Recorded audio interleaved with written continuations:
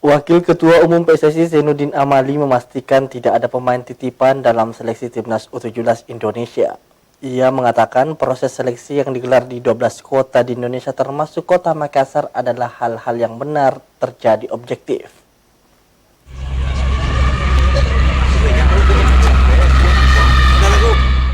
Proses seleksi Timnas U17 Indonesia telah rampung di mana kota Makassar menjadi tempat terakhir dari 12 kota di Indonesia yang menjadi tempat seleksi para talenta-talenta muda sepak bola. Wakil Ketua Umum PSSI Zainuddin Amali mengatakan pihaknya ingin membangun sepak bola dengan sungguh-sungguh dimulai dari proses seleksi sebagai dasar yang harus berjalan baik dan benar.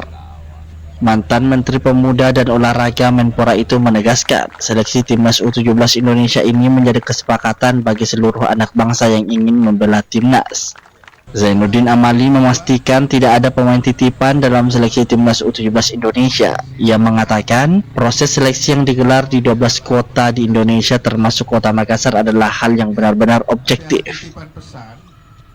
Ini adalah kesempatan buat semua anak-anak muda, anak bangsa ini.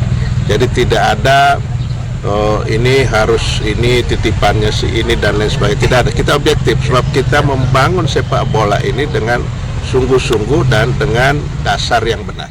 Kesempatan Indonesia sebagai tuan rumah Piala Dunia U17 akan dimanfaatkan sebaik mungkin agar bisa berprestasi. Karena itu PSSI ingin membangun timnas yang berkualitas. Sebelumnya, proses seleksi Timnas U17 Indonesia digelar di 12 kota termasuk Makassar. Para pemain muda terbaik akan dibawa dan dilatih untuk bisa memperkuat Garuda Muda. Wahyu Saputra, Selebes TV.